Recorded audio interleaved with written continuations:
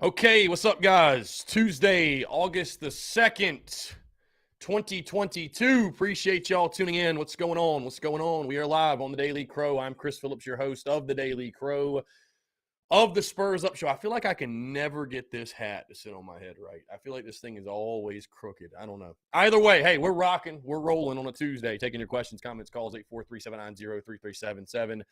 That is 843-790-3377. I see my guy Eric Reese, Cody Gaskin, Zach Lance, John Edward, Phil, Cocky Twan, Travi. What's going on? Also in the Big Cock Club Discord. Head over to the TDC Questions channel. The TDC Questions channel. Be sure your questions are answered there, guys. We are rocking and rolling today. We've already gotten a ton done today. First things first, a lot of you I know are waiting on towels. A lot of you are waiting on towels. I want you to know those have been shipped out as of this morning. Those have been shipped out. Our first batch. I am picking up another batch of towels tomorrow. We will have towels in downtown Greenville. We are putting in an order of like 500 towels, guys. I want to make sure we get ahead of it and, make sure we have stock. We have inventory for when you guys put it in order. So merchandise is rolling, business is rolling, content's rolling, the season simulation series is rolling, and I'm ready for kickoff now because last night hurt. And it's like, it's that gut punch you need. It's like, okay, this is what it feels like. This is Carolina football. Now I'm ready for kickoff. So anyways, guys, appreciate you all tuning in. We've already had a fantastic interview this morning. We had Jamie Shaw of On3. We had him on the show. That interview will drop on the podcast tomorrow. And, of course, why did we have Jamie Shaw on? Well, because of the G.G. Jackson saga. And I wanted to go straight to the source and hear his story and everything that happened with G.G. Jackson and why he chose the Gamecocks and just how that unfolded. Jamie caught a lot of flack for that on social media. And not even just from trolls, but he caught it from, like, media members, like people he shouldn't have been catching shit from. Either way, though, he was right. Gigi's a Gamecock. We talked about all that, talked about Lamont Paris, much more. That will drop again on the podcast tomorrow. Of course, as you probably saw also on social media, the Daily Crow, bro, I'll tell you this, by the way, before we get going. By the way, first things first, of course, Daily Crow brought to you by our friends over at Carolina Ale House. Check out your Carolina Ale House location, your local Ale House location. Over 65 beers on tap, great food. It is the spot to catch a Gamecock game or any sporting event for that matter. Go check it out there. Downtown Greenville, Woodruff Road, Harbison, Augusta, Fort Mill, Somerville, all across the state. We rock with all of the Carolina Ale House locations and, of course, come out to all of the tour events or your local TSUS tour event. Would love to see you out there. I will say this, back to the point I was about to make about the Daily Crow, bro. The Daily Crow is transforming into something right now, guys. We are in the midst of an evolution, of a transformation. I basically feel like I host two podcasts at this point, which is awesome, actually, which is cool because it's not something where I feel like I'm really even overexerting myself. Again, TDC is completely different than the podcast, in my personal opinion. Some of you, maybe you disagree. I don't know if maybe some of you would, but for me, it's a completely separate entity, completely different thing.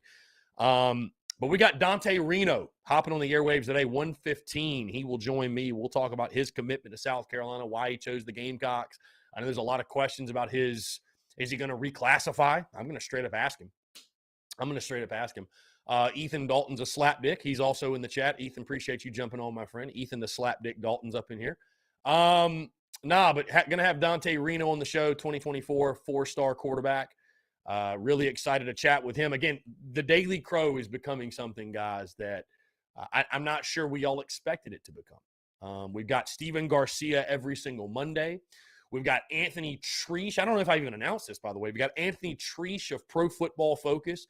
He is going to join us every single Wednesday, starting game week, starting Georgia State week. He'll join us every Wednesday throughout the season. I'm thinking Tuesdays we're going to have Alex McGrath. I think that's what we're going to do with the McGrath combos. We're shaking things up a little bit, of course, because the podcast is 3 days a week now instead of 5.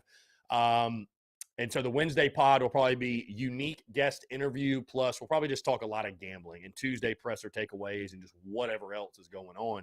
But, yeah, man, the Daily Crow is becoming like the Daily Crow is is really just like kind of coming into its own. You know what I mean? It's hitting a maturation point where it's like really going to the next level, I feel like. And that's what, bringing on guys like Garcia and Treesh, and then you got a guy like Dante Reno just jumping on the airwaves casually. And it's a really cool thing, man. It's a really cool thing. And again, it all goes back to you all because this is your show. This is truly your show. This is the show built by the consumer, built by the caller, built by the listener. So thank y'all. Thank y'all truly, man. I do appreciate it. And excited to see how this thing continues to grow and evolve, man. Excited to see how it continues to grow and evolve. But again, we do have Dante Reno jumping on at 1:15. We will hear from him. We'll talk Gamecocks. We'll talk his commitments and just really everything in between. The signal caller from Fiskdale, Massachusetts. How about that? I'm very excited to hear, like, how does South Carolina come up on your radar, like being from Massachusetts? Either way, though, pumped to hear from him. In the meantime, guys, hey, let's take your questions, your comments, and your calls. I want to hear from you. Don't be shy. Don't be scared. What do you got? What do you got on a Tuesday? 843-790-3377. That's 843-790-3377. Also, guys, really excited. We are working on, I know you might have seen on social media, the college pick'em group that we dropped. And that's all a fine thing. There's a reason I'm bringing this up. That's all fine and dandy, right? We're going to give away some TSUS merch. However, we have actually, as of this morning, partnered up with a company called runyourpool.com. And so what it's going to be, and they're going to customize this thing and make the pool, right? They're going to make the pool specific to the Spurs Up show. For all my folks out there that love glove, this is going to be for you. To accept, press Let's 1. jump to the phone To lines. send This a call voicemail, is from press 2. Knoxville. So what's going on? You're live. Seeing as your numbers from Knoxville, I can't wait to hear what you have to say. What's up? Yeah, I just want to say that I think Shane Beamer is going to be just like his dad. He's just going to be another mediocre coach. He ain't never going to get y'all over the hump or nothing. But y'all will probably settle for mediocrity because that's what y'all are. And Josh Heupel's the second coming, my friend. Very, very, very wise words from you. That's right. That's right. 45, 20. Right. Okay. All right. Slapdick. I appreciate the call. Thank you. Thank you for the laugh here on a Tuesday. Appreciate that.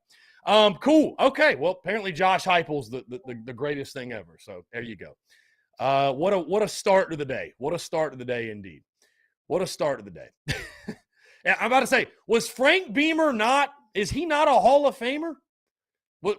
Is Frank Beamer not like a legend?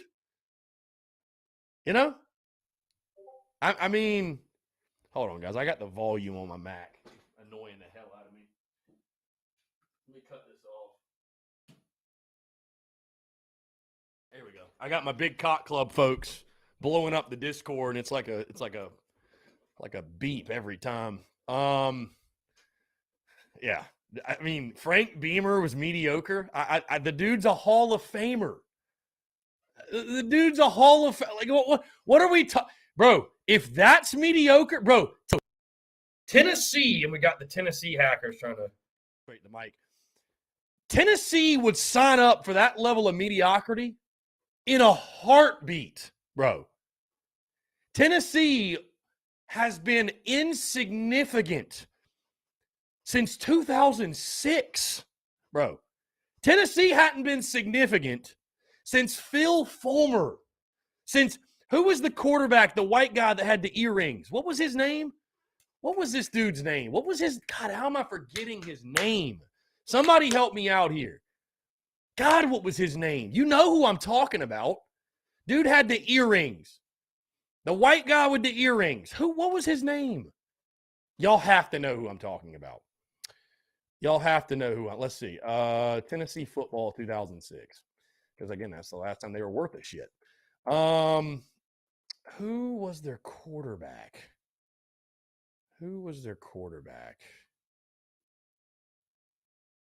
No, it wasn't Tim Crouch. No. I got you. Just give me a second. It was like I think he was number 10. Let's see. This was, where the heck is the quarterbacks?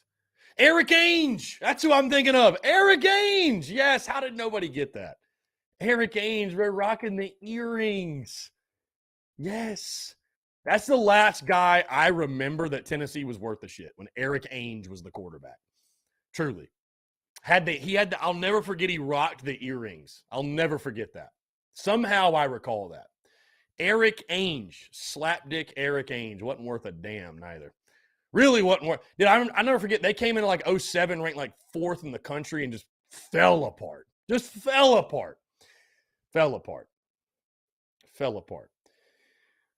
What a start to the day. 843-790-3367. Listen, I like allowing the opposing fans to call in, especially people trying to troll, because most people make themselves look stupid. I don't have to do anything. Frank Beamer, mediocrity.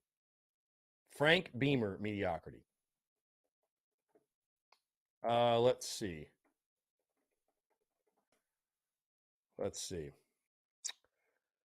Frank Beamer went 238, 121, and 2, a 662 win percentage at Virginia Tech. I'd take that in a heartbeat. Went to 23 bowl games in 29 years. I mean, that ain't bad. It's not bad, I don't think. Don't think that's too shabby. If Shane Beamer can do that at Carolina, I'd take it in a heartbeat. Anyways, guys, want to hear from you. Want to hear from you, 843-790-3377. Again, Dante Reno going to join us at 1:15. We'll hear from him. I gotta imagine my guy Dalton, his blood is boiling right now. That man hates Tennessee more than life, or just anything in life. My man's blood has got to be boiling right now. Dalton says Knoxville's a shithole and Neyland Stadium sucks. Phil, this is a great point Phil makes. 23 bowl games in 29 years of success that Carolina has never come close to seeing. And Phil, just to reinforce that point, Phil, Virginia Tech went to a bowl game every year from 1993 until 2015 when he was head coach. This is, Phil, listen, since 1993, okay, these are the amount of games that Va Tech won. Just buckle in. I'm just going to say the amount they won in that season, okay, starting at 1993. 9, 8, 10, 10, 7, 9, 11, 11, 8, 10, 8, 10, 11, 10, 11, 10, 10, 11, 11, 7, 8, 7, 7. Shane Beamer is the greatest, and it's not even remotely close, the greatest coach in school history if he rattled off some shit like that. I mean, bro, 04 to 2011, Va Tech did not win less than 10 games in a season. They didn't win less than 10 games in a season. That's insane, dude. And from 1999 to 2011, they won less than double-digit games twice, and in those 2 seasons, they won 8. So, dude, sign me up for that in a heartbeat. Sign me up for that in a heartbeat. Let's jump into your questions. Dusty Rhodes says, I got a question. I know as a fan, we all think the publicity we are getting lately as far as the addition of Rattler pulling these great recruits in the show they will be filming is cool and all. Do you worry it may be too much of a distraction going into the season? Don't get me wrong, I'm hyped. Can't help but worry the young minds, this could be a lot of weight to carry. Your opinion. Well, Dusty, would you rather nobody care and there be no hype and there be no excitement and there be no attention? Listen, hype's it's Shane Beamer's job to be sure his youngsters on his team handle the hype correctly. I'd rather have it, though. And I don't worry. Dude, there's always distraction. There's always distraction. There was distraction last year. There's always distraction. I mean, and I think Beamer's actually gone out of his way to like to keep the Rattler hype to a minimum. I really do. No, I don't, Dusty Rhodes, I understand why you're bringing it up. I don't worry about it, though. No, I don't worry about it. I'd much rather I think hype and expectations are a beautiful thing. They're great. It means you have some reason to be hype. You have some reason. Pressure makes diamonds, right? Pressure makes diamonds. There's nothing wrong with positive press, positive pub, all the momentum. That's great. It's better than the alternative, better than having none of it. Because when you have it, it means there's a reason you have it. So I don't know. I'm going to say this. I just don't understand why some people run from expectations. They run from any sort of positive hype. Oh, God, I'd much rather us just be slept on. I'd rather us get picked to win the conference. That means we're good. You should want high expectations. You should want crazy amounts of hype. I'm not saying there's a difference between hype and unrealistic expectations. You know what I mean? There's a difference between the two, but you should, I embrace the hype. I think the hype's great. Again, it's the job of Beamer and that coaching staff to keep everybody locked in. But, dude, there shouldn't be any, we're getting lost in the hype. We haven't done anything. Yeah, we're getting some positive pub and there's momentum, but we haven't done jack shit, bro. What did we do? Win 7 games last year and win the Mayo Bowl? If you're satisfied, that's what's so funny to me is guys are going to get satisfied. What do we have to be satisfied about? We ain't won an SEC. Until you do that, there is no getting satisfied. Is there? How can you be? You've lost to Clemson 7 in a row. Are you satisfied? How can you be satisfied? Nobody on the roster is satisfied. There's no way that's the case. Nobody's sitting back, chilling, we're just getting all this hype, pat ourselves in the back. We still have tons to prove.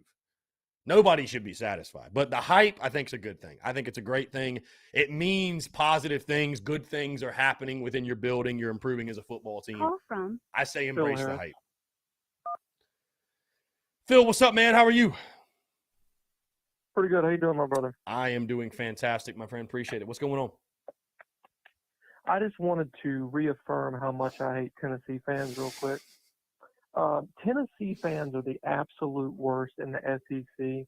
Now, I'm sure people can make an argument with other fans and other fan bases in the SEC, but what fan base consistently brings up the past as much as Tennessee fans? Because the last 20 years have been mediocre at best for them.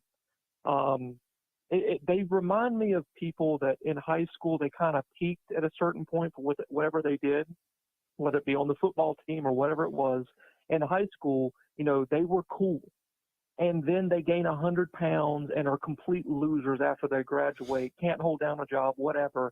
But every time you see them and you're talking about your accomplishments and all these other things that you've done, they happen to bring up, well, remember that time in high school? High school was 20 years ago, my friend.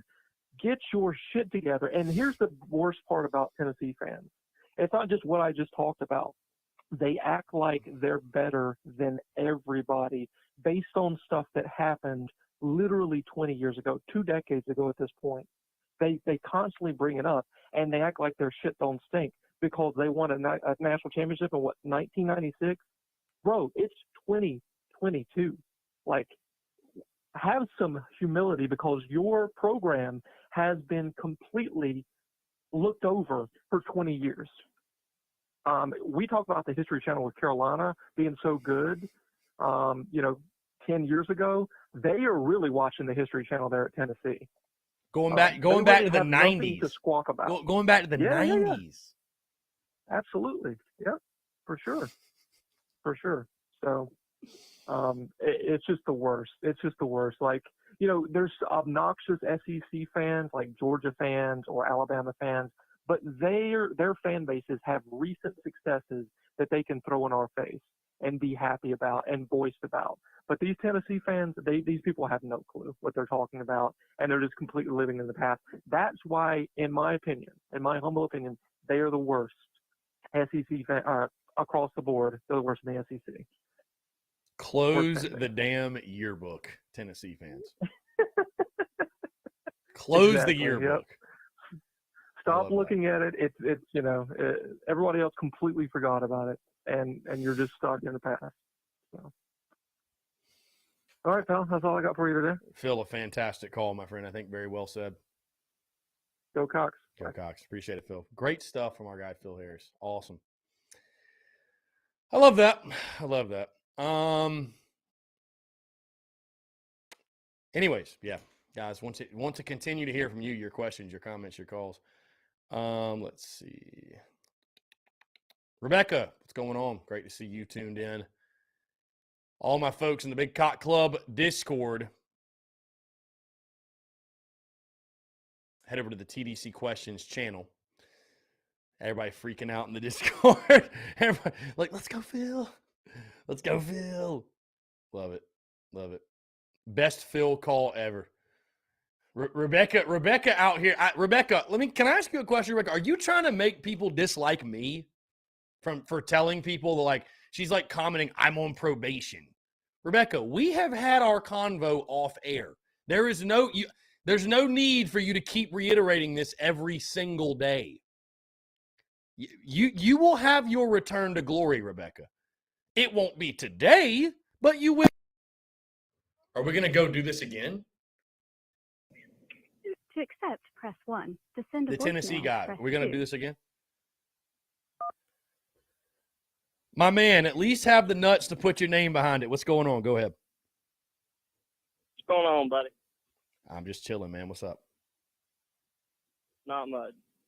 On the honest opinion scale, South Carolina, what do you think this year?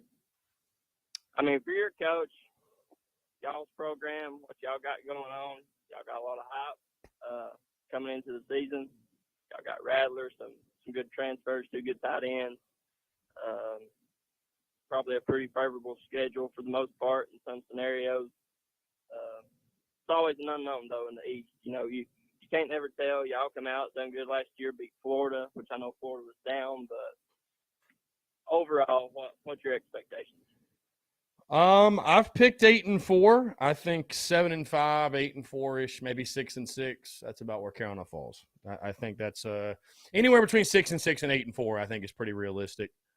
So yeah, that's. I actually picked Tennessee to beat Carolina. Believe it or not, I picked Tennessee to beat Carolina, but then I picked Carolina to beat Clemson in an upset at the end of the season. But I think about 7-5. That's what you're seeing everybody pick Carolina to go, and that's a fair pick. Again, 6-6, between 6-6 and 8-4 is about where I see it. I see that too. I think y'all got a good team going into the year. Actually, going to surprise a lot of people. I do believe that. I just like calling in, aggravating people, listening to your show. So I know a lot of people thinking, man, this guy's an idiot. I understand Frank Beamer was a good coach and stuff, but then again, you're comparing apples to oranges. If you did compare his son to him, like comparing Dirk Dooley to Vince Dooley, he didn't do shit for us. So, it's a give or take scenario. But I welcome all calls, my friend. I welcome all calls. We've had calls from damn near every fan base at this point, so I welcome them all. So, and that's what it's poking fun at each other and having a good time. And a lot of people get all upset and stuff about it, but that's just part of it. That's what makes it fun.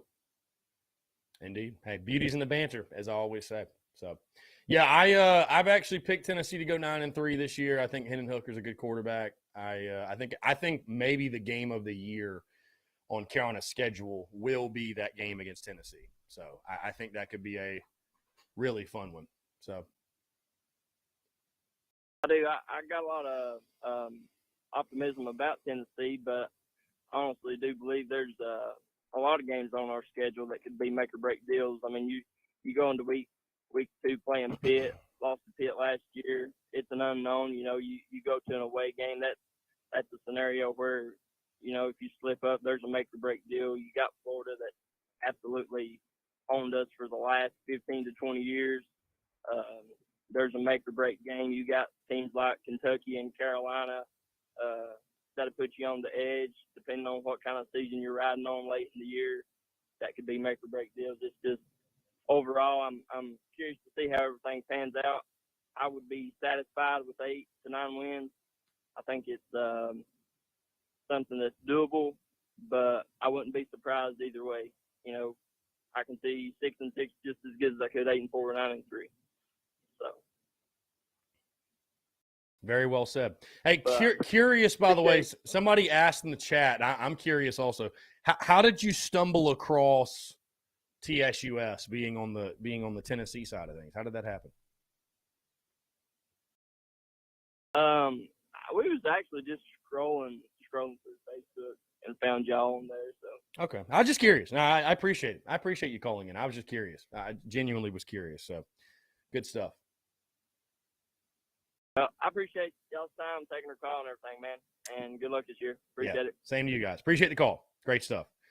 Maya, how the tone changed in that call. How the tone changed. Hey, listen, I welcome any fan to call in. Fan of any team. We can all talk ball here. I'm always welcome to talk ball. I made predictions for every SEC team. I mean, I can talk ball. It's all good. It's all good. And I will say this. We all hate Tennessee. I respect that guy for calling back in, though. And just talking ball. That's it. So, fair enough. Okay. Anyways, guys, continue to take your questions, comments, calls. Let's see. Joseph says, I don't mean to ruffle any feathers, but I feel I have a very bold take. Was the Bama win really worth anything? You could argue that wins just like a Georgia in 20, which I think you meant to put 2019, upset them and then fell apart.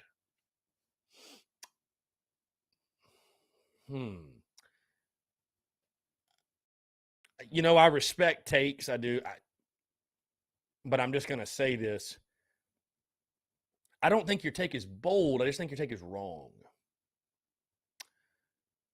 Because that Georgia, you're comparing a season in which Carolina went 4-8 in 2019 to a season in which Carolina literally won the SEC East and then won 11 games in a season 3 years in a row following that. Like there's just literally no comparison. So I appreciate you trying to create banter on a Tuesday, but you lost me. You lost me there, my guy. I'm sorry. You lost me there. I mean, yes, the following week we lost, but that game, dude, it literally won us the East. It won us the East.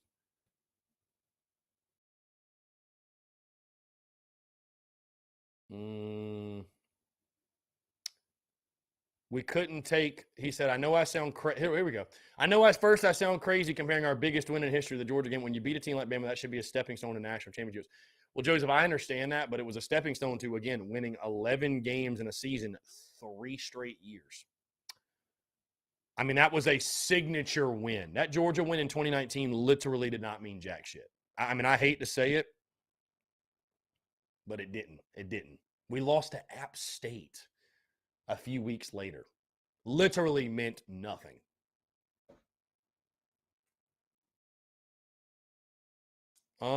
Let's see. Okay. I dig music. We all know about Rattler, but given the history of quarterbacks here, who's really the next guy? Is Reno that dude, or is he like the last few? I dig music. I don't know. Is it Reno? Is it Braden Davis? Is it Tanner Bailey? Is it Gauthier? Is it Luke Doty? Is it somebody else? I don't know.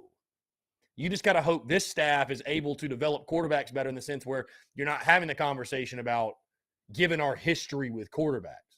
You hope that this staff will be able to develop, because looking way too far ahead, let's just assume we don't pull in a grad transfer or a transfer portal guy. The success of next season is I mean, maybe this isn't a bold take, but it's just completely, in my opinion, dependent on the quarterback position. I think it's just completely dependent on that position and who steps up at that position. So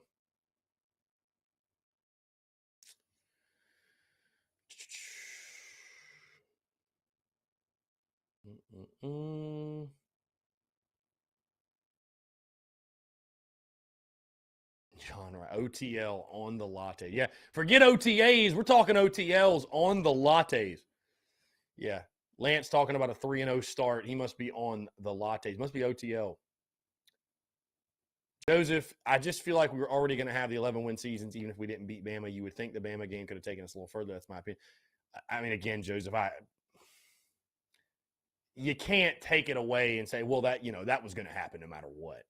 I mean, that Bama win, I think, kicked the door down and sort of jump-started Carolina for what we saw the next 3 years, in my opinion.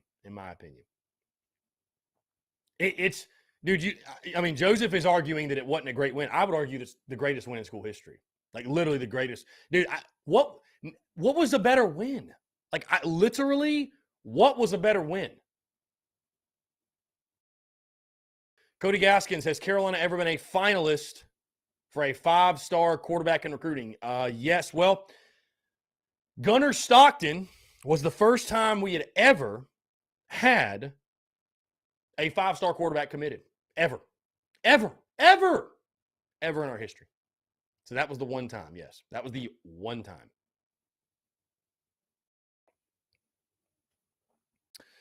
Let's see. Thomas Walker. Here's a really interesting question. I was talking with somebody today that said Beamer was on the radar when Muschamp was hired.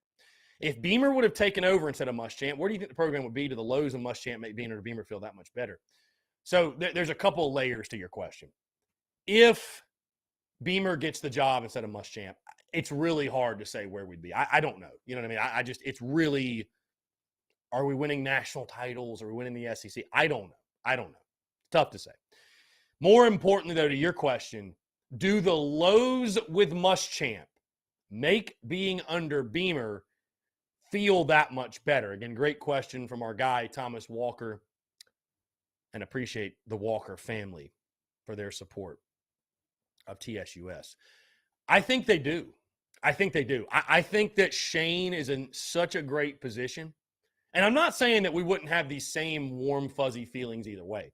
But guys, we've talked about before, you never want to be the guy that follows the legend.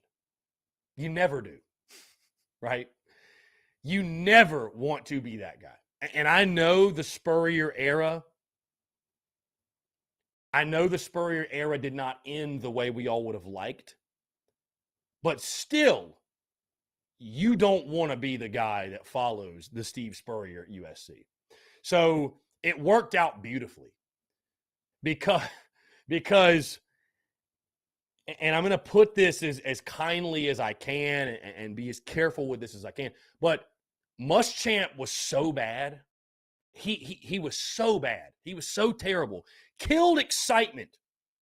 I mean, we got to a point, guys, you all remember, we weren't even excited for game day anymore. Like, it makes everything that Beamer does that much sweeter and that much better. I mean, Beamer just tweets something and folks are losing their mind. Right? Folks are losing their mind. So I think, let me put it this way. I think that for Beamer being a first-time coach, it worked out well because I think what's going to happen is Shane's going to get a lot of time. Fans are going to be a little more patient than maybe they normally would, right? If Shane would have came after Spurrier, you say, well, we just did it under Spurrier a couple years ago. Like, you shouldn't, like, within 4 years, whatever, you should be winning X amount of games. Now, I'm not saying that our fans, we've just signed up for like 10 years, just do whatever, but like, I think our fan base is going to be patient with Shane Beamer. I do. I just say, what other choice do you have? Like, unless things just completely went off the tracks, which I don't think they will, I think you need to be locked in for the long haul. I do. I think you need to be locked in for the long haul with Shane Beamer. I do. The guy's a first-time coach. He's still learning. He's still building. I never saw Beamer as some 2 to 3 year crazy turnaround. I think you give Shane, I think you give him at minimum 5. At minimum 5. And as long as they're going to the postseason and making bowl games, give him a decade. Dude, what do we have to lose to rolling the dice and giving a guy time? What do you have to lose?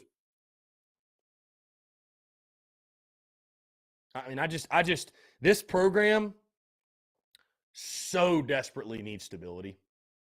So desperately. This program needs stability so badly.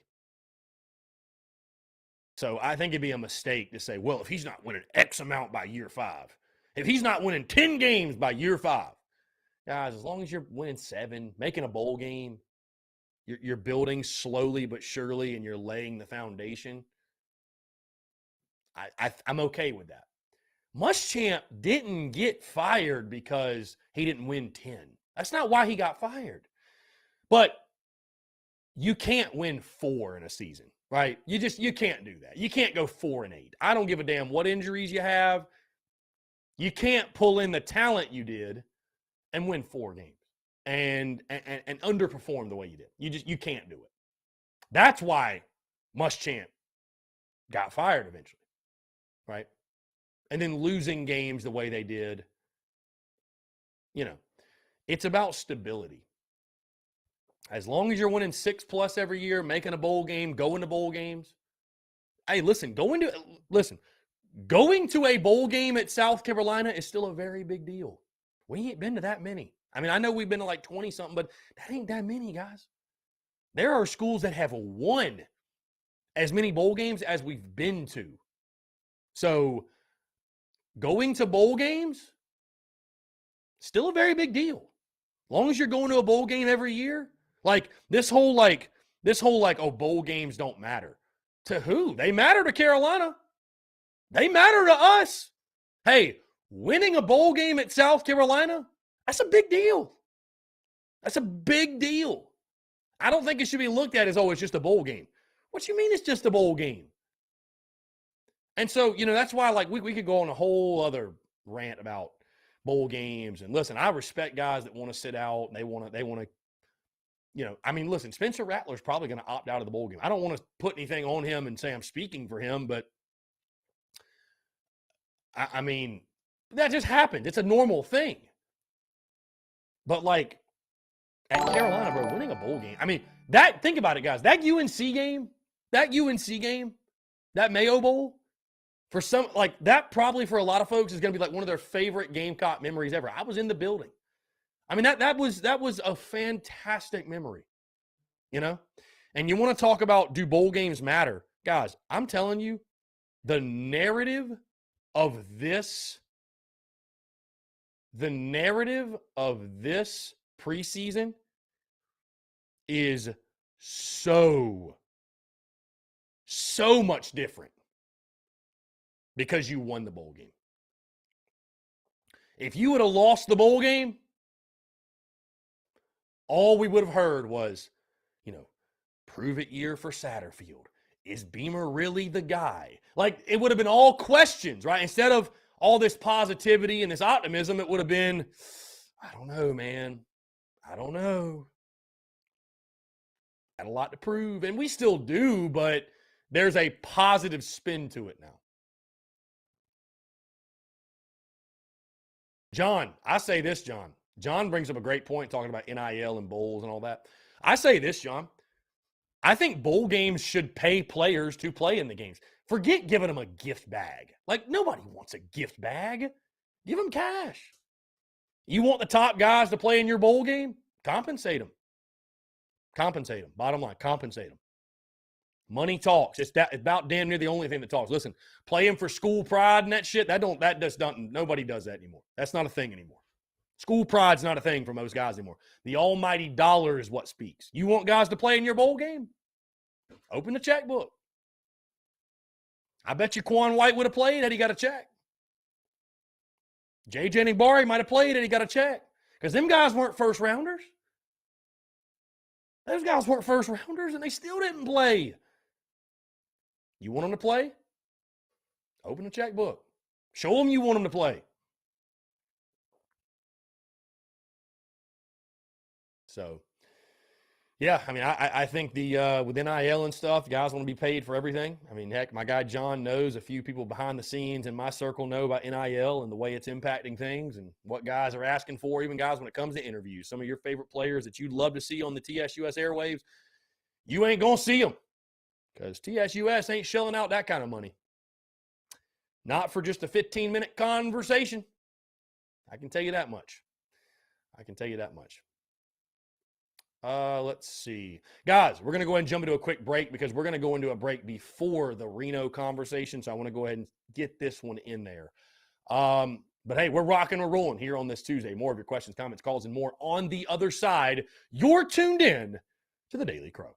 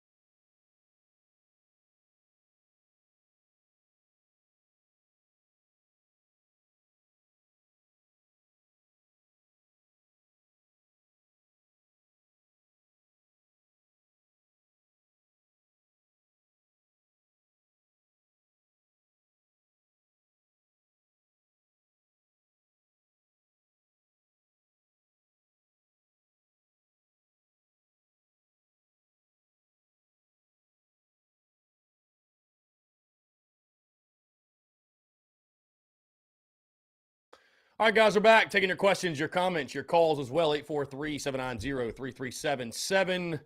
That is 843-790-3377. As the hat says, great day to have it. Hey, I'm jumping on talking Gamecocks football at 3:20 with everybody's favorite personality, Mark Ryan of the Fan Upstate. I know you guys all love him. No, I'm talking with Mark Ryan though at 3:20. Very excited to talk some Gamecocks football. We're gonna do like a just a season preview, I think, type deal is what he said, something like that. A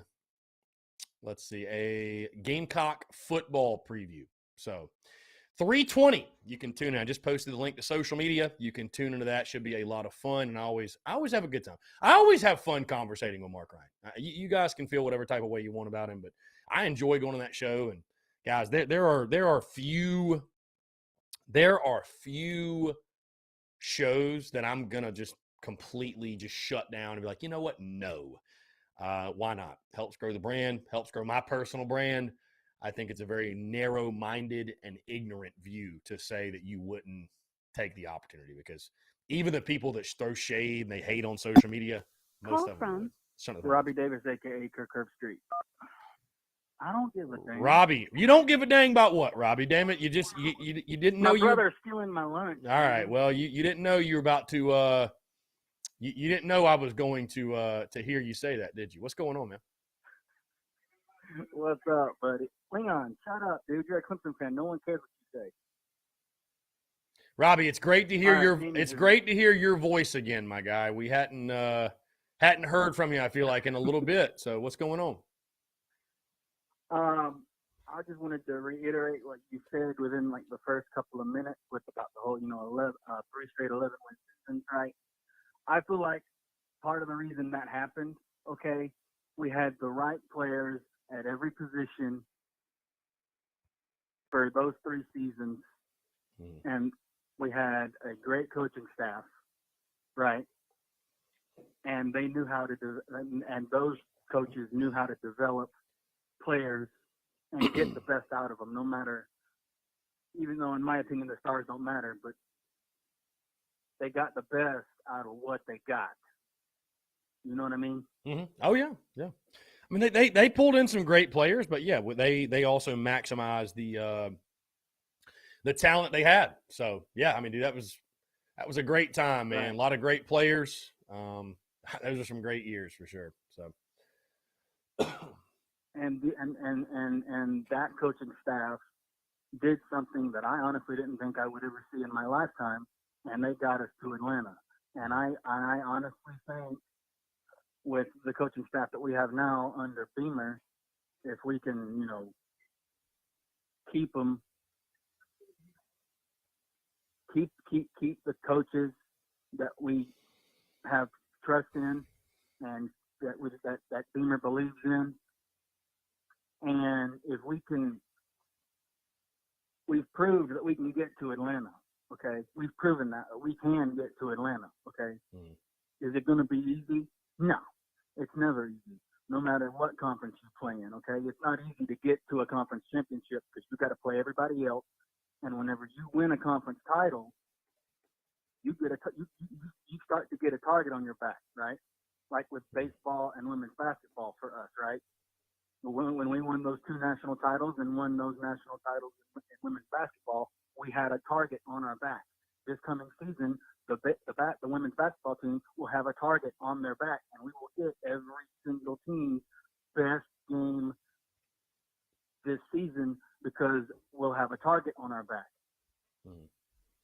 But the real question is going to be, when we finally do have that target on our back, how are we going to handle it? How are we going to approach week by week, game by game? How are we going to approach it? That is the major question that is going to probably follow if we ever get back to Atlanta and win in Atlanta. And I do believe that Beamer is going to eventually get us to Atlanta, and we are going to win a conference championship. See, it's funny though, Robbie, you and we don't disagree often, but we do disagree on this one thing, and we've talked about it before. And it's fine. We can agree to disagree. It's not a big deal.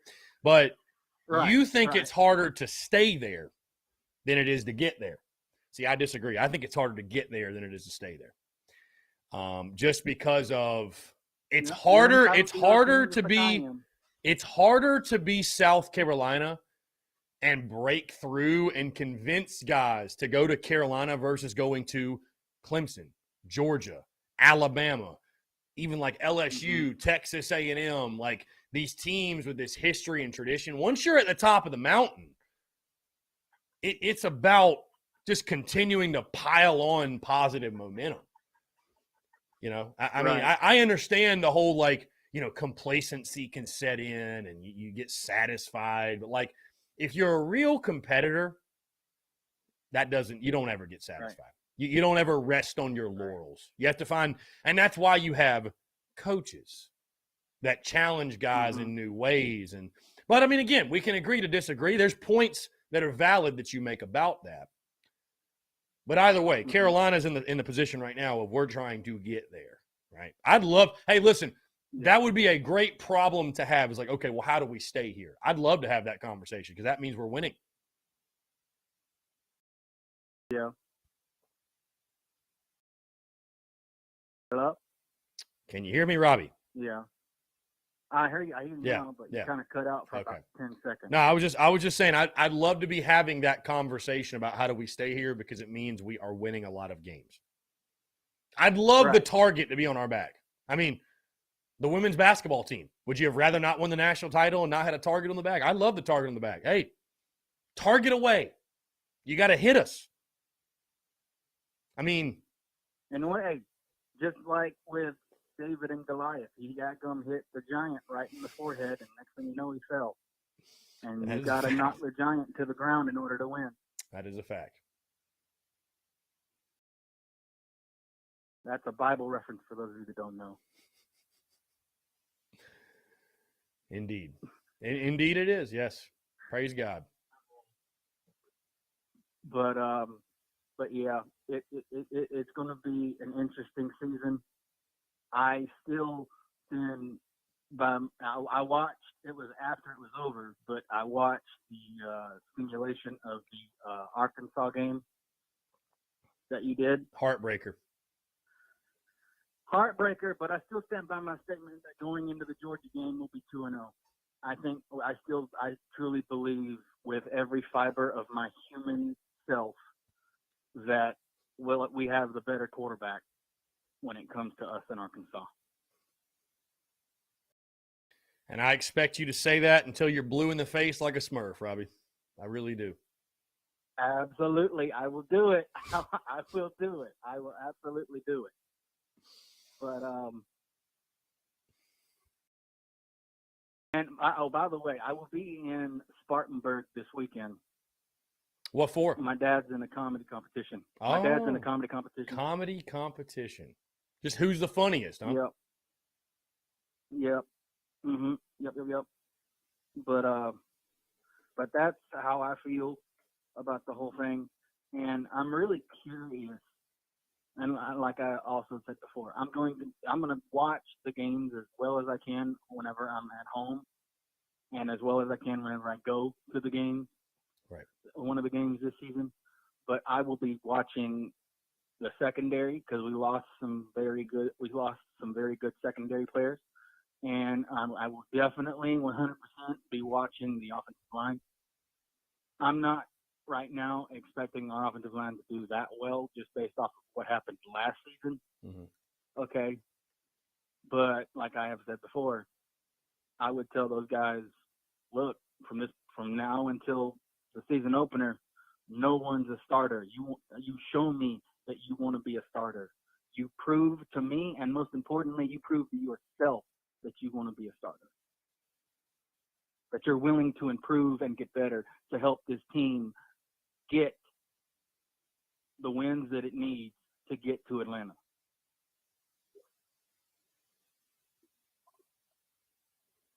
Robbie, you'd be a great motivational speaker. Really. Well, thank you.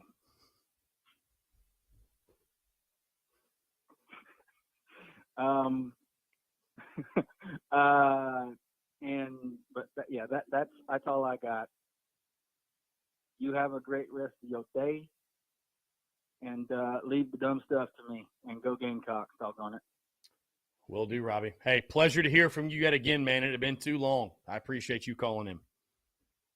Yep. Have a good one. Yeah, Bye-bye. man. You too. Take care. Robbie Davis, the king, has returned. Saw somebody ask earlier, by the way. Who is this? Let's see. Michael Brock. You sure take some long breaks. You smoke more than cigars? Michael, number one, I don't feel like a 5-minute break is like some insane break, like some crazy long break. And Michael, let me ask you a question. Do I seem like a guy that's mellowed out? Like, you think I'm just hitting the blunt in the break? Like, do I seem mellow to you? You really think I'm this high energy and I'm just like higher than a kite right now? Come on, Michael. Come on, dog. Come on, dog. We take 3 5-minute breaks over the course of a 2-hour show. I think that's pretty fair. Erting says, what time Alehouse Thursday in Greenville? 6 o'clock. Everything will get rolling. 6 o'clock. We'll probably do the Q&A around 7:30 or so. But 6 o'clock is when it officially starts. We'd love to see you out there, man. Going to be a good time. I cannot wait. Downtown Greenville. Here we go. I dig music. I saw a psychic last week. We could literally stop this question right here. And I'd be like, I dig music. I have questions for you. Why are you going to see a psychic? Anyways, he says, I gave her the schedule. It said circle the losses. I will call and tell you who she circled. She then said she saw pirate ships in my future and Scarlet and Gray. I dig music. Maybe I do need to go hit the blunt to understand that statement from you. I'm lost. I'm lost, my guy. I'm lost.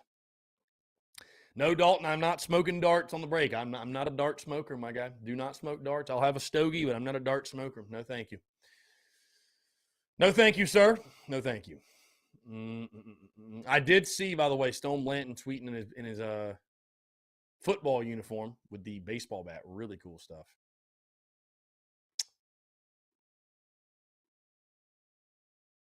So,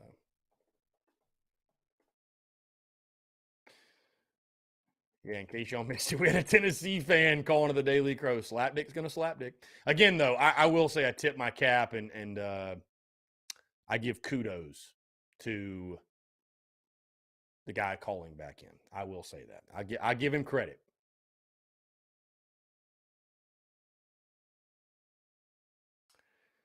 Let's see. Thomas Walker says, need to add Robbie's Clem Sucks quotes.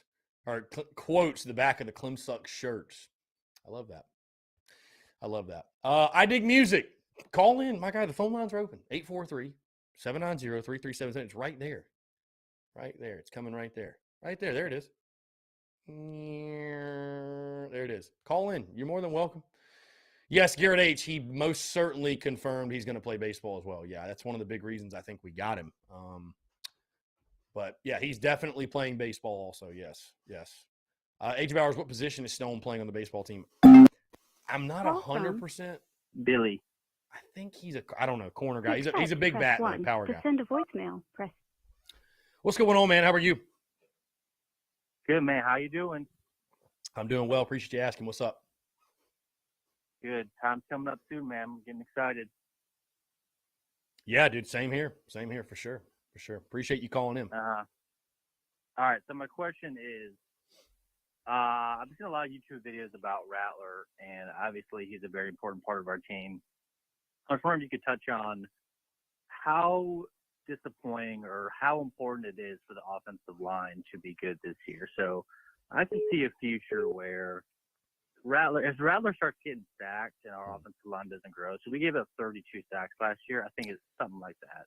So if he starts getting sacked and he starts, getting banged around, he starts getting frustrated, that could really have a huge impact on our season. So maybe touch on that and the importance of that. And then two, man, I don't know if you saw, but the Georgia game is at noon, which I think people were thinking it's going to be later. But there's always like one or two home games that are just man, they're just on fire. So if it's not the Georgia game, what's the game you recommend this year? All right. Thanks, man.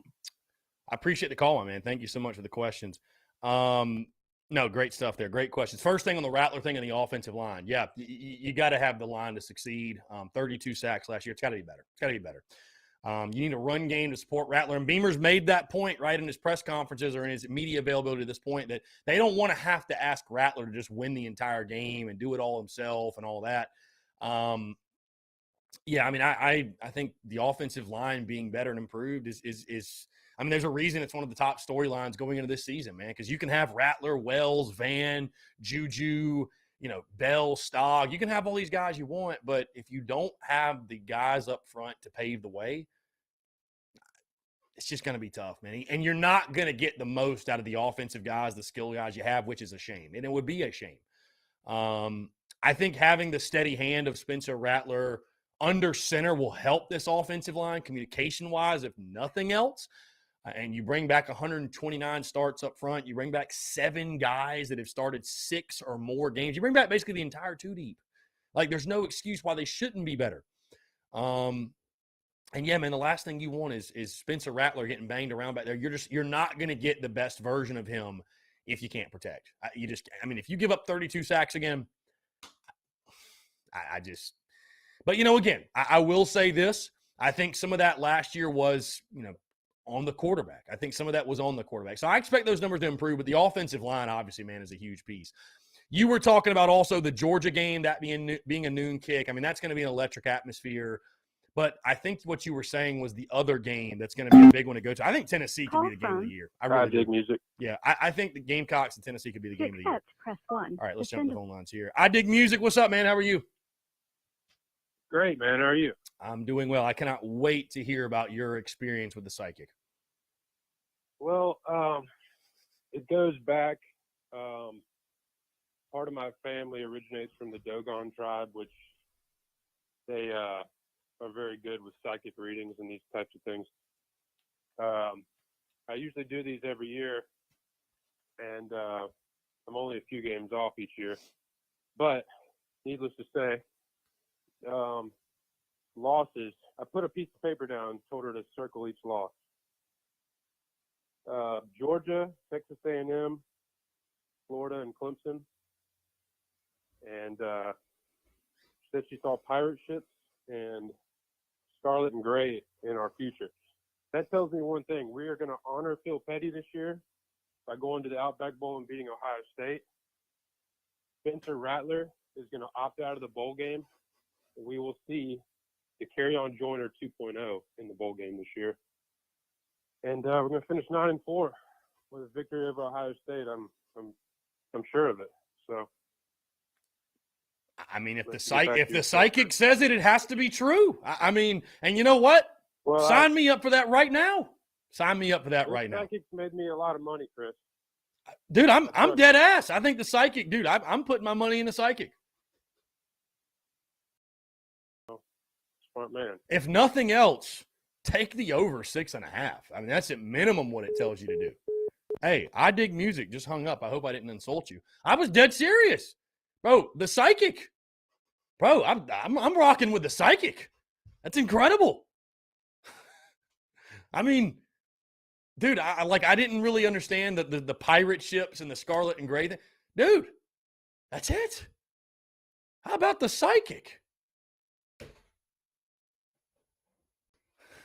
Tanner Land, it's not that serious, bro.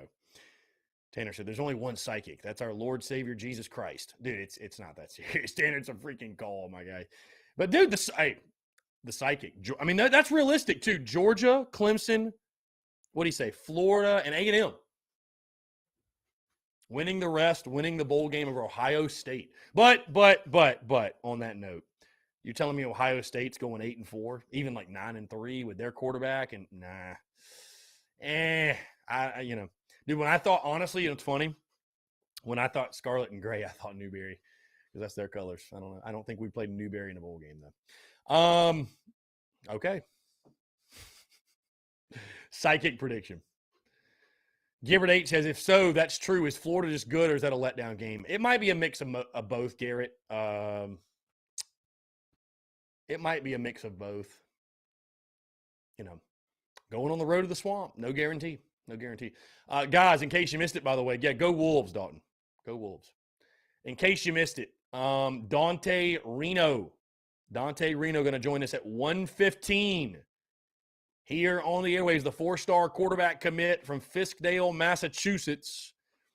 He's going to join us at 1:15 to talk Gamecocks, his commitment, all that good stuff. Really excited. Really, really excited for all that. Excited to chat with him here on these airwaves. Going to be a lot of fun. Y'all submit your questions. If you do have any questions, I might pull one or two. Yeah.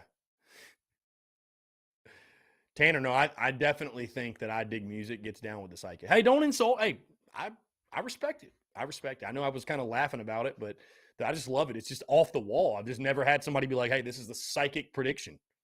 So, hey, the psychic's entitled to their prediction just like we all are as well. I've also got 8-4. I don't disagree. I don't agree with the psychic on which games, but the psychic and I both have 8-4 for what it's worth. Airting players report Thursday. Practice starts Friday. Beamer will actually speak to the media Thursday at 3 o'clock. I'm sure it'll be streamed too. We won't have it on the Daily Crow, but I'll be tuned in covering that.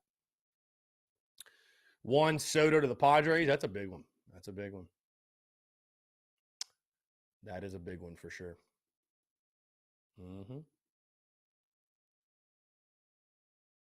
Juan Soto to San Diego. At least he didn't go to the Mets. Thank God he didn't go to the Mets.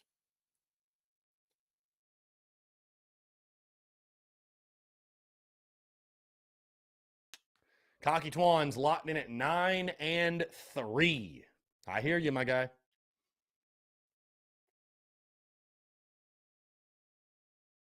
I hear you. Guys, we'll go ahead and jump into a break. On the other side, again, Dante Reno, 4-star quarterback commit. He will join us, talk about his commitment, the Gamecock, Shane Beamer, everything in between, all that. It's an exciting day here on TDC, and we're taking more of your questions, your comments, your calls, and more on the other side. You're tuned in to the Daily Crow.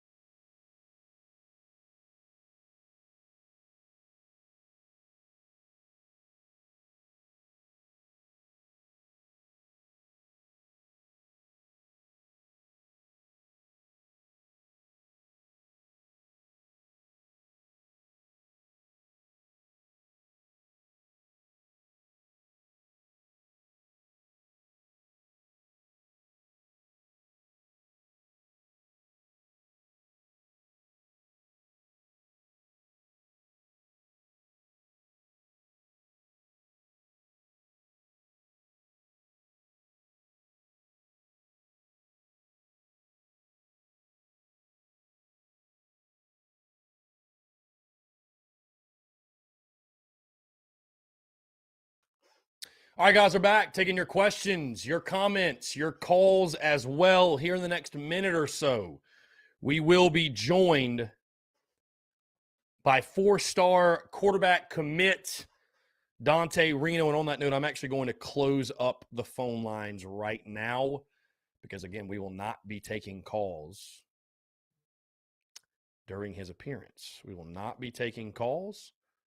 So let's go ahead, throw that thing on Do Not Disturb. I'm going to throw my personal cell on Do Not Disturb. Okay, and so we are waiting on him to join. Very excited to chat with Dante, get his thoughts on Carolina football, everything going on.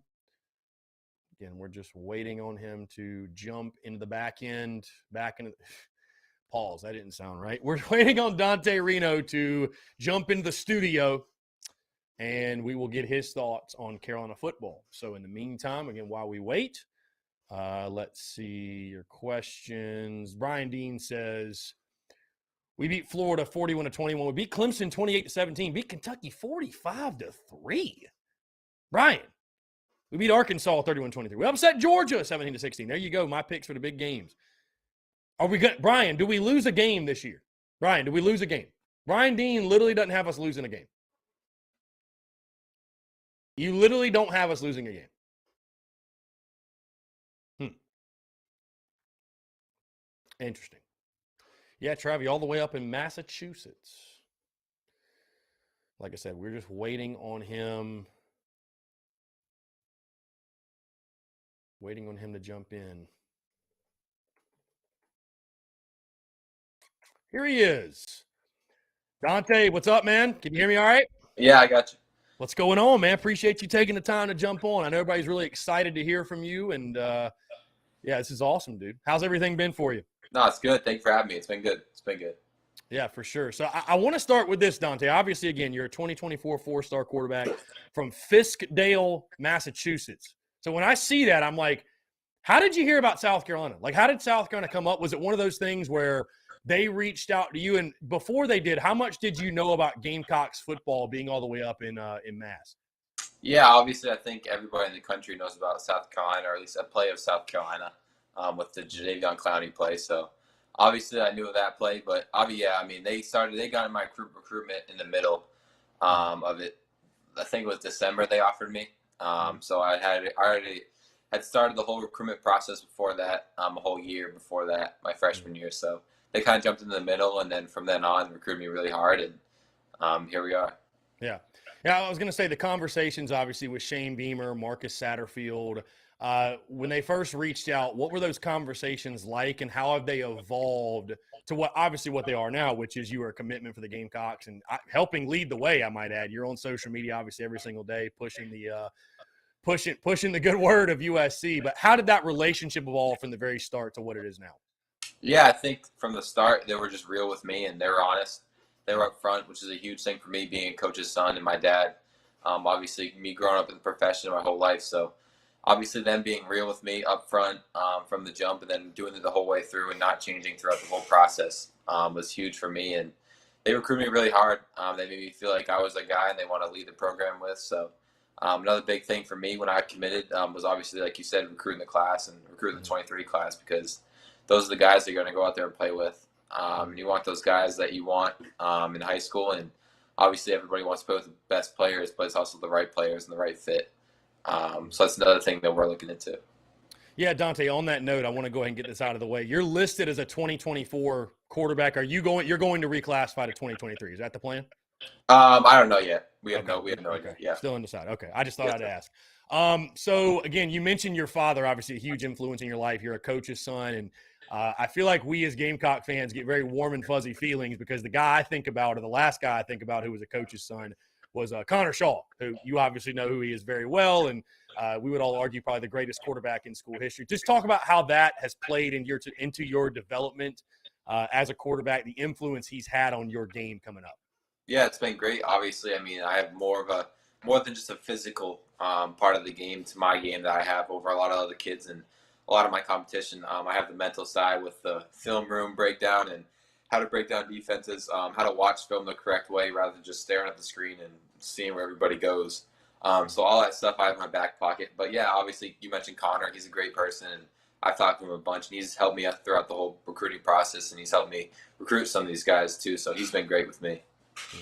Now, Dante, again, you mentioned the physical attributes. You're 6'1", 215. So again, you haven't even hit the Luke Day regiment yet, which I'm sure you're very again familiar with, and he's awesome. I mean, he's been incredible since he's gotten to Columbia. But you mentioned the physical attributes, but it's really the mental side of that position that separates the greats from more so the average guys. Just talk about again your development as a quarterback from being a youngster, where I'm sure again when you're a young guy, it's you have the physical advantage over guys to being able to develop throughout the high school ranks, and again really that mental edge that you're going to take with you to Carolina. Yeah, I think the mental edge is obviously. I mean, you can watch as much film as you possibly can and learning the offense as quick as you can, and being able to locate guys, know what they're doing, and all that stuff is going to be huge for me and my development. And obviously, like Coach Day is going to develop my body. I think my last I was 197 yesterday, so I lost a couple pounds between now and then. But when I get to SEC, I think he wants to play I think 205 to 210 ish, which would be good. And obviously, you need to be able to take those hits in the SEC and be durable. Mm. Now, of course, again, we mentioned the coaching staff. Marcus Satterfield going to be your coach when you get on campus. Just talk about your relationship with Coach Sat and what is sort of there, without giving away any obviously household secrets, their game plan for you offensively, the scheme, the overall system they want you to play in. How do they see you fitting in to the offense in Cola? Yeah, I think it's obviously going to be really cool to see what Spencer does this year. Mm-hmm. I think with a great way to see what their offense is going to be like. I mean, last year they played with 4 quarterbacks, and I don't think anybody can plan for 4 quarterbacks in any type of scenario in college football, especially in the SEC, which is the greatest conference in the country. So especially with the 4 quarterbacks they had, I mean, they won 7 games in Coach Beamer's first year, which is pretty incredible, and not a lot of people talk about that. But, yeah, I think their offense it's going to be explosive. We're going to get a bunch of good playmakers around me, and we're going to have a good backfield and good O-line and a great defense. So it's going to be up to those guys. But I think his offense could be really cool this year to watch and see how Spencer transitioned from Oklahoma to now South Carolina, which is more of a pro-style offense. Yeah, and certainly when you're a coordinator or a coach, what have you, in the SEC, you feel the pressure. But, I heard Spencer Rattler say something about they want to be sort of like the LA Rams. I mean, what's the feel of the offense you get? Is it just balance? Is it a pro style? Like, is it heavier to pass than run or vice versa? Like, if again, without giving any household secrets away, like what's the indication you get of the type of offense, not just this year, but moving forward, Sat wants to have on a year in, year out basis? Yeah, I think the Rams is a great comparison. They have so many playmakers on their team this year, and they're going to keep bringing them in. I mean, Jaheim Bell, Josh Van, the 2 running backs they have, Christian Beal-Smith, who they brought in, and obviously Stogner, who they took from the transfer portal, and Coach Atkins' son's also on the team too. So they might have one of the best skills in the country on their team. So they're just going to get the ball to them and distribute the ball, and Spencer's going to do a great job of commanding the offense.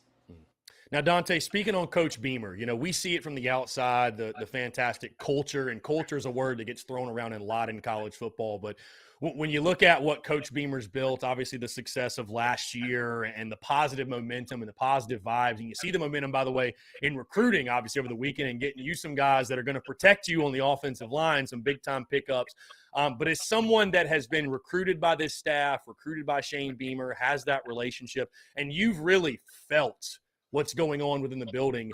If you were to give fans an indication or speak to fans on the culture, like what does that mean really? You know what I mean? Like what is, when you talk about what South Carolina's building, how it's different from other places, how would you describe the culture there? Yeah, I think it's kind of, I think what people should, if they don't know Coach Beamer, they should watch his SEC Media Days intro. That's going to be a huge way to just hear about him for the first time and all that stuff he talks about. Because what he talks about in that, I mean, nothing changes throughout anything I've ever heard of him. He's never told a lie. I've never heard anything from recruiting, and my dad being a professional, so he could dig a little deeper. But he's such a truthful guy. He's real. He's been good to me and my family. And obviously the culture there, it's changed a lot. Luke Doty, he was there with the old staff, and I'm really close to him. So he told me a little story about the old staff compared to the new staff, and people in the old staff never wanted to be in the building. They have the top 5 facility in the country, and nobody wanted to be there. And now Luke told me that nobody wants to leave the building. So just that little story that he told me is kind of a huge culture change that Coach Beamer's bringing in. And obviously the love that he shows all of his recruits. I mean, the first time he stepped on campus, he had the whole staff come down to meet me, my family. and nobody has ever done that in any type of recruiting, because usually the head coach during a visit is the last person you meet. But for us, he was the first person we met at the door. So that was a huge thing for me and them, and just showing the love that he has and the way that he recruits too. He's such a hard recruiter, and I used to talk to him 3 to 4 times a week. So he's been great. Yeah, and you know, again, we feel that from the outside, that tight-knit nature. I mean, I think we saw the video over the weekend where all the coaches are getting pelted with the which I think we just lost Dante Reno. Here we go. Let's try to get him back here. You good? You back, my guy? There we go. I see you now. Can you hear me all right? Good. Yeah, I got you. All right, good deal, good deal. Anyway, I was just saying, though, we feel it on the outside, the tight-knit, and we just lost him again. I don't know. I think the internet's kind of cutting out. Yeah. You good, my guy? You're good. Yeah. All right, you're good. No, you're good. You're good. No, I was just going to say, we see it on the outside, the tight-knit nature of the coaching staff. I think they had the video of them getting, like, pelted with water balloons or something. It was just like you see all the coaches together, and it really looks like, at least from the outside, they love working together and being a part of what South Carolina's building, and certainly it's great to hear that from you. Switching gears a little bit, obviously you're preparing for a season right now. What are you most working on in your game? Because I know there's certain things, and there's probably different things you want to focus on for high school versus getting ready for SEC football. But what's the main focus of your game right now, the areas you want to improve most to best benefit, obviously, your high school team, but also get you ready for the next level?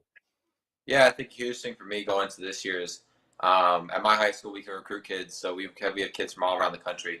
My left tackle just committed to Alabama a couple of days ago. So wow. just being able to bond with those guys. Last year, we won the first state championship in our school's history. So just being able to do that with them, obviously the biggest thing for me at the end of the day, doesn't matter how many touchdowns I throw, interceptions, any of that stuff, just winning games. So just being able to do that with this team coming on next year, just winning games, not worried about any outside noise and all that stuff, but just getting obviously more accurate, obviously more velocity on the ball. I mean, the little things that I think any quarterback nowadays has to get into. Now, Dante, anytime you're able to lock down a quarterback, and they, especially when they're one of your first commitments, but they become one of your cornerstone pieces of your class, and they're able to lead the class, right? It's a big deal. You and Pup Howard have been doing an incredible job with recruiting other guys. You've been jumping in some of these great Twitter spaces and being very interactive with fans, and just talk about what that's been like, and give me, if you can, what's been your recruiting pitch? What are you telling guys, trying to lure them to come play with you at South Carolina? Yeah, Pup. I mean, obviously, Pup's been great.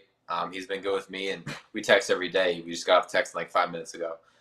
So we text almost every single day about kids. It doesn't mean me and him, we think alike, and you don't really get that normally out of a kid from up here in North, from a kid down in Florida. But for us to kind of think the same, and obviously trying to recruit his class the best that we can. I think we have a top 25 class right now, and it's only going to get better within the next couple of weeks. And then my class, obviously, we got another commit this last weekend, so we'll have that class getting going. But yeah, I mean, it's been great. Obviously, my pitch is kind of normal. It's kind of real. I mean, it's the same pitch that the staff gave me. I mean, South Carolina is a place where they haven't been at the top before. They haven't been there in a little bit, but just being able to get back to that, and obviously the fans, you guys all want them to be back at the top. And we have the best fan base in the country, and you can see that on Twitter in their game days and all that stuff. So just getting back to that point, and obviously South Carolina. It's the place down there. I mean, it's not Clemson. It's not any other school. It's South Carolina. So obviously there's no pro team. So just that fan base, that love that you're going to get at South Carolina, especially with the top 5 facilities, Williams-Brice Stadium, and all that stuff, just added on to it. But just being able to play with a new staff, a young staff that's going to be there too. And Coach Beamer is not going anywhere, which is another huge thing that I think recruits need to look more into nowadays.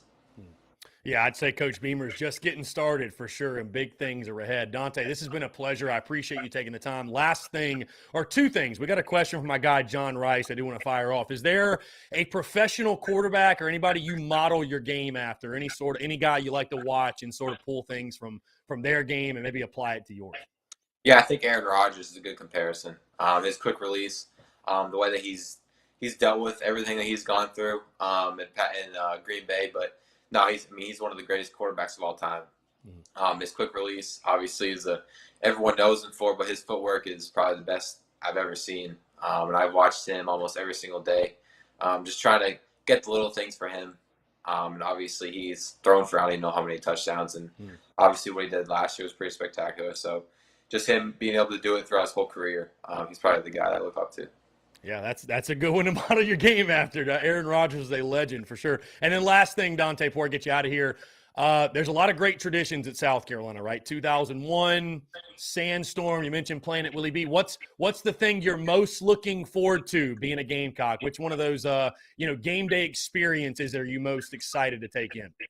Yeah, I think the Sandstorm, obviously, is what everyone knows it for. But singing the song at the end of the game after you win, that's gonna be my favorite thing because in the SEC at South Carolina, we're gonna win a bunch of games. So that's gonna be what I'm looking forward to. Is just getting to that point and singing the song after we win. Dante, well said, my friend. Hey, I appreciate it. Thank you so much. Best of luck this season, and welcome home. I think it's the best way we can put it. Dante, I appreciate you taking the time, man. Looking forward to a fantastic career for you in Garnet Black, my friend. Thank you so much for doing this. No, thank you for having me. Yeah, man. Take care, Dante. Awesome. Appreciate it. Right. No problem. Bye. Great stuff. That was Dante Reno. Incredible. That was awesome. I really appreciate Dante taking the time. Obviously a fantastic young man, and we'll obviously be keeping a very, very close eye on him, his career, everything he's got going on. I hope you guys enjoyed that. I know I did. Yeah, he had some very, listen, we're going to pull clips from that for sure.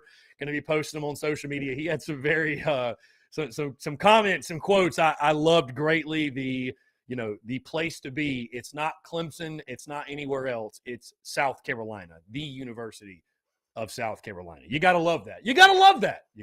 So fantastic stuff. And also too, I know you all heard it when he said that people did not want to be in the building with the last staff. They want to be there now. It's a huge difference. And I'll say this, I mean, we've heard that before, but to hear it again, I mean, things are going well. And again, Dante Reno. Travie, his high school is the Loomis Chaffee School. The Loomis Chaffee School is where Dante Reno is at. Again, he is a 2024 four-star quarterback, maybe reclassifying. He is undecided, but he's the 16th ranked quarterback in the 2024 class.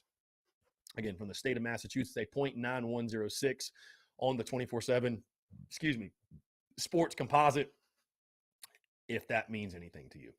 Anyways, though, we appreciate Dante Reno. And, guys, we'll continue here on the Daily Crow, taking your questions, comments, calls, 843-790-3377. And if you guys enjoyed that, I hope you did. I'd like to do more of those. Maybe Pup Howard. I'd like to get more guys, more of these commitments and hear from them and hear about why they chose South Carolina and all that good stuff. So if you guys enjoyed that, we'll definitely make that more of a point to do more. So this coming out from Sports Talk per Hale McGranahan, Kai Kroger will miss the preseason or much of preseason camp due to a foot injury while he suffered at his home in Illinois. Well, Gamecocks punter down with an injury. Damn, that's something. We hope Kai's okay. Yeah, loved that conversation. Incredible stuff. Incredible stuff from Dante Reno. Yeah, Coach Ford, need to get Marquis Anderson on. I'm down, dude. I'm down for any of these guys. Again, that was incredible hearing from Dante Reno.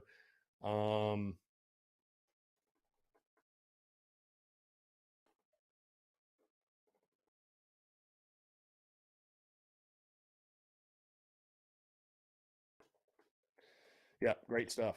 Great stuff. Love that.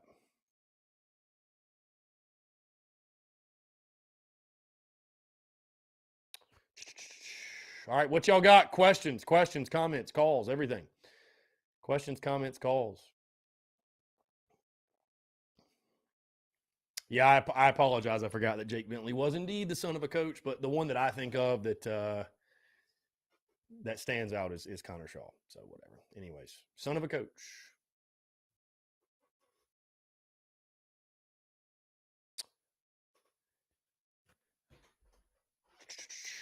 Yeah, AJ, if we get Tree on the show, I will do my best to get him on. Or if we land Tree, I'll do my best to get him on the show. We have got, I mean, dude, you know it's August. You know football's close. because content is rolling. I mean, it's rolling, folks. Rolling. Absolutely rolling. Content bleeding out the eyeballs. We're jumping on Mark Ryan today at 3:20. I'm probably jumping on my guy Mark Rogers sometime later this week. We had an interview with Jamie Shaw this morning. We just added a new partner, by the way, new sponsor.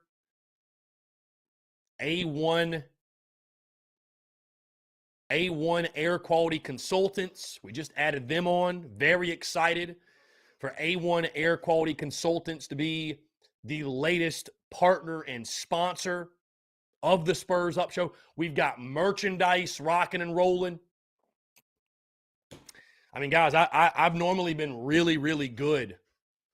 And I guess I'm still pretty good, but I've been normally really good about announcing new partners and new sponsors, and I want to make sure I do that. So again, A1 Air Quality Consultants, that's a very big deal. I don't take it for granted when we sign on a partner or a sponsor or whatever. And what I'm so excited about for these folks at A1 Air Quality Consultants, I mentioned this a couple of days ago, we're bringing them on. From now on, when I give my predictions in the football season, Lead Pipe Lock of the Week, brought to you by A1 Air Quality Consultants. Now that, my friends, is a jingle. Also, they've talked about doing free koozies, free swag at tailgates, sponsoring it. They're going to pay for it. Put their logo on one side, our logo on another. Boom, there you go. So you love, hey, maybe free Beamer Ball koozies. How about that? What would y'all think? Beamer Ball koozies? Just free koozies with Beamer Ball on them? Why not? A lot of fun. A lot of fun. Yeah, Trevi, I don't know if South Carolina high school teams are on ESPN this year. I have no idea. I haven't seen any, like the high school football schedule.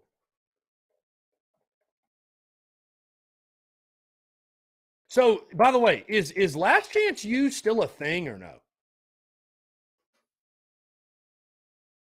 Is that still a thing?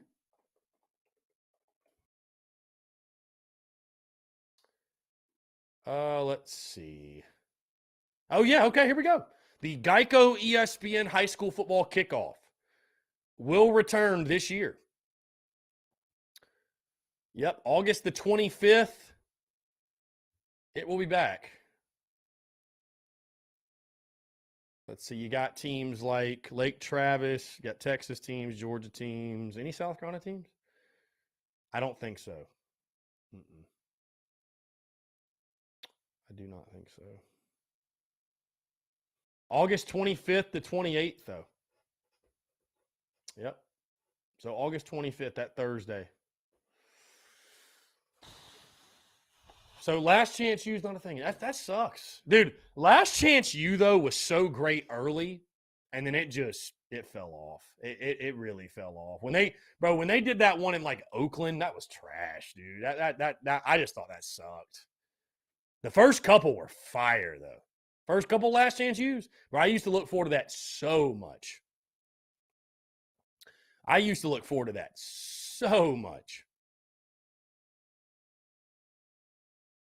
So, again, guys, questions, comments, calls as well.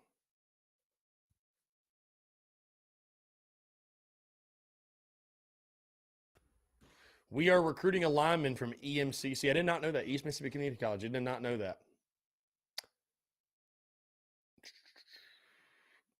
Yeah, guys, I will definitely reach out to the commitments we got. That conversation with Reno was awesome. That combo with Reno was incredible. I really hope y'all enjoyed that. Yeah, and I think definitely too, it's, keeping up the positive momentum, hearing things from a guy who's currently committed, all the positive stuff happening. I mean, that's huge. That's huge. Luke RJ. I love when my guy Luke RJ. I love when Luke, I love when you chime in because it's always banter, and I love that. He says, the only thing I don't want to see with the offense this year is a lot of 3-and-outs. How many 3-and-outs did Georgia have last year? We got to move the chains, each some possession. Thoughts? I mean, Luke RJ, I don't think anybody wants to see 3-and-outs. And I agree with you. Sustaining drives, like you said, even if you don't get points, right, not going 3-and-out is a big deal, and it's a big thing. And it's an area of focus, I would say. I would just say, like Luke RJ, let me ask you this. Do you think you go into fall camp saying, okay, our focus is not having 3 and outs? I think you say our focus is being a productive offense and moving the football. Yeah, moving the chains for sure, scoring points. And in turn, you shouldn't have a lot of 3 and outs. Now, Luke RJ, it's inevitable you're going to have a 3 and out this year. It happens. Yes, Georgia had 3 and outs last year. Did they have them frequently? Not necessarily, but 3 and outs, it's just going to happen, dude. The defense, sometimes the defense is going to win, So, but I agree with you. Sustaining drives, moving the chains, it's a big deal. So, well, let me ask you this, Luke RJ. If you've got a good offense, you're not going to go 3 and out a lot. If you don't have a very good offense, hey, you know what helps Luke RJ not go 3 and out? Not falling behind the sticks on first down. That's why we went 3 and out last year. We tried to run the ball on 1st and 10 or whatever. Negative play, 2nd and 12. Well, you're damn near screwed at that point. Carolina was not an offense that could work behind the sticks. And not many offenses can. But, when you're Georgia, you're able to get 4 or 5 yards of carry and you're getting yourself in 2nd and mediums, 2nd and shorts. Well, you're going to move the chains a good bit. It's going to happen. So winning first down, Luke RJ, I would say if there was a key to not going 3 and out, I'd say winning first down. Not falling behind the sticks on first down. That to me would be the key. Because when you get behind the sticks, unless you're a crazy explosive offense, and even if you are, it just the playbook really shrinks. You know what I mean? When you're in that position. Let's see. Yeah, SEC football too. I love it. Here's a good question. I'm glad you asked this. Kyler Dooley says, why are Carolina fans so high on Rattler? He couldn't maintain his starting job at Oklahoma, even with the talent around him. Also, he's playing better competition week in, week out at USC. Kyler, here's why Carolina fans are, I don't even think saying they're high on him is the right word. Kyler, if you do want to say they're high on him, I understand what happened at OU last year. Lost his starting job. He's also 15-0 as a starter. He's never lost as a starter. And he's also immensely talented. All the things we just said are true, including he lost his job. Immensely talented. That's why folks are high on him, if you want to say. I don't see anybody saying he's going to win the Heisman. I don't see anybody saying he's going to be first team All-SEC. But Kyler, what you're more so asking, why are Carolina fans so high on Rattler? Why are Carolina fans excited for Rattler? I think some people miss the point, and I've said this over and over again, but I'll say it yet again. South Carolina fans are excited, not because he's going to win the Heisman, not because he's going to be first team All-Conference.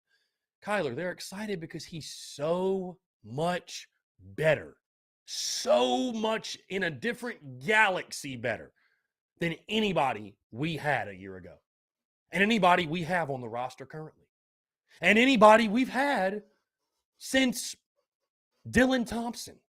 Like, he's so much worlds better. That's the point that I feel like a lot of folks are missing. Rattler sucks. You might think he sucks. You might think from this national comparing him to like Heisman Trophy winners, you might think he sucks in that compare. It's like a guy that's a professional athlete.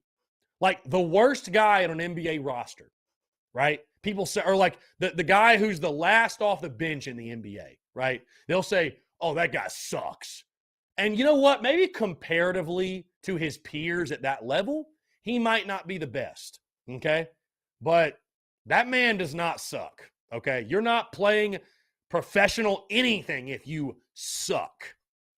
So I look at Rattler the same in the sense that, like, if you want to say compared to those that'll be in New York City for the Heisman Trophy ceremony, if you want to argue he ain't worth a damn compared to them, to Bryce Young, to Strap, like if you want to make that argument, fine. But you know what? I'm not gonna come at you. But that's not why Carolina fans are excited. We're excited because he's better than anybody we've had in ever. in ever. He's the most talented quarterback to ever step foot on campus. I'm willing, like in regards to just accolades, recruiting, stars, he will be the first quarterback drafted at USC since 1989. That's why people are excited. So I feel like if you're an opposing fan, you're a rival fan, you can think he sucks. But if you don't understand why Carolina fans are excited for the guy, you're just completely missing the point. You're completely missing the point.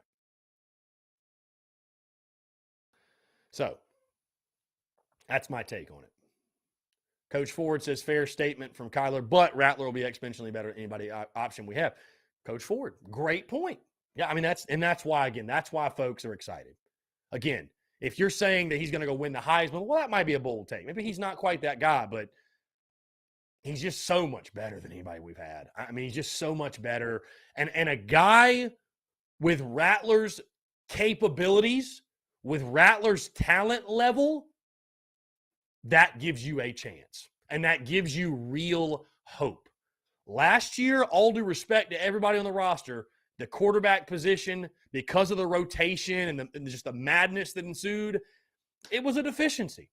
You didn't know what to expect week to week, right? And so the fact you won 6 regular season games and 7 overall is a miracle with what you had going on under center. You did all that with that madness under center, and now you've got a guy like Rattler. If you don't understand why Carolina fans are excited, you're just missing the point. Guys, we're going to jump into one final break, but I want to continue to hear from you more of your questions, comments, calls, and more. On the other side, you're tuned in to the Daily Crow.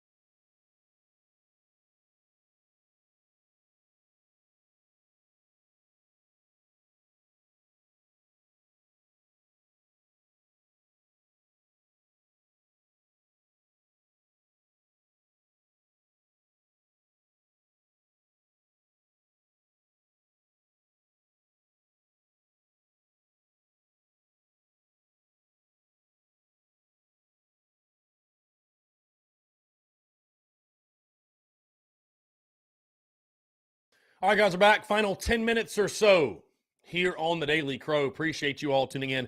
And I just want to take a moment to say this, by the way, how grateful I am and appreciative and thankful for each and every single one of you that tunes in and shows love and really gives us the opportunity to do what we do and for me to do all this. I mean, just I don't take it for granted, like how special it is, how big of a deal it is, right? To just have the opportunity to chat with a guy like a Dante Reno, you know what I mean? A Steven Garcia. Like, I don't want you guys to think that this ever just becomes, oh, this is just, this is just how it's supposed to be. And I never take it for granted, man. I mean, it's such a blessing. I mean, it's just such an immense blessing. And it's everything that happens, everything that's happening within business, with TSUS, with the Big Cock Club, with TDC, with the merch, everything that's happening and that continues to happen is because of you all and your love and support. And, if we didn't have that, I mean, guys like Reno and Garcia and just many, many, many others that have and will join us, they wouldn't do so, right? I think a guy like Dante Reno, he sees TSUS, he sees the love and support, he sees the way you guys interact, and that makes a guy like that want to jump on the show. So I just want you all to know, I wake up, I don't want to sound cheesy or corny or, over dramatic, but I wake up every day and I'm like, dude, I'm living the dream. I mean, really, truly, I'm living a dream, and I've talked to my good buddy Justin about this. Shout out to my guy Justin. I've talked, and I'm like, I know he probably gets, he's like, just hearing the same thing. He probably gets tired of hearing it from me because I really just do believe in expressing gratitude and being grateful and not taking anything for granted and always showing that gratitude. But I mean, I've talked to him, man. I've had conversations with him within the last week, of like, there's just things happening right now.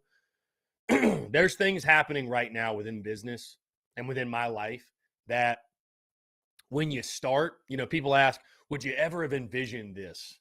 Would you ever have dreamed of this?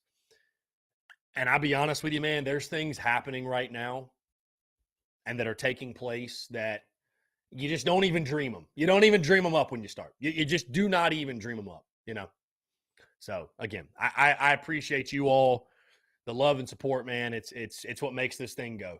You guys are the engine. I really believe that. You guys are what make this thing tick. You are what make TSUS what it is, what it's becoming. So, like I said, man, it's just like you have those conversations with a guy like a Dante Reno, and that's why I kind of love the interviews, right? It just reminds you, it's like, man, like, how cool is this? How cool is this to have the opportunity to talk to a guy like that, So it's really awesome. On that note, guys, we do have some big things coming up. Hey, tomorrow night, for all my Columbia Gamecocks, I don't know if you guys who might be in the area, who's tuned in, but tomorrow night, the final time that we will grace the stage at Tin Roof in the Vista on a Wednesday night, 6 to 8. 6 to 8. My guy, by the way, Brett Ciancia just texted me. I want to do him one even better because he said, thank you for the tweet. I want to show this off, guys. So I actually got this in the mail. It is the first ever edition of the hard copy of this Pick Six Previews magazine that my guy Brett Ciancia does. And you guys have all seen it. I've posted graphics before and all that good stuff. My guy Brett Ciancia, I'm willing to go out on a limb right now. This is not some paid ad. No free ads, right? Not some paid ad, though. But Pick Six Previews has become my favorite magazine. The way that the information is presented, right? A lot of magazines can get really cluttered and confusing, and they're hard to read. The way that Brett is able to present the information that's important, in my opinion, to break down the teams offensively, defensively, give their overall outlook, talk recruiting as well, the way teams convert recruiting talent to wins, and everything in between. Trends, where teams ranked in regards to offensive and defensive statistics. The way he lays everything out, Pick Six Previews has my vote. Brett Ciancia, the best preseason magazine in the game, and congratulations to my friend Brett Ciancia on releasing his first ever. This is the first edition of the hard copy version of his magazine. Congratulations, Brett. Well wishes to you, my friend. Wishing you immense amounts of success. This be the first of many hard copy editions of Pick Six Previews, and really excited to get Brett Ciancia back on the show. Great stuff. Again, love to see folks that I've interacted with and am friends with succeed. Also, our mini helmets are still on sale. They're through my guy, Brett Ciancia at Pick Six Previews. He is the creator. So y'all be sure to wish at Pick Six Previews, say thank you for those helmets, because he's the guy behind it all. I'm just helping him sell them. But anyways, back to what I was saying. Tin Roof Show tomorrow night, 6 to 8 in the Vista. Would love to have you guys out there. Final one at Tin Roof. Final one out there in the Vista, 6 to 8. Going to be a lot of fun. $3 drafts, $3 Rumple, $3 Fireball, and it'll be an emotional night tomorrow night. Those guys over at Tin Roof gave me an opportunity a little bit over a year ago to grace their stage and talk Gamecocks and to be in such a legitimate venue. And obviously, guys, with our move and everything, we will not be continuing that. And I'm looking at it more as an opportunity to do other things with content, really emphasize and focus on the Big Cock Club side of the business and creating more premium content.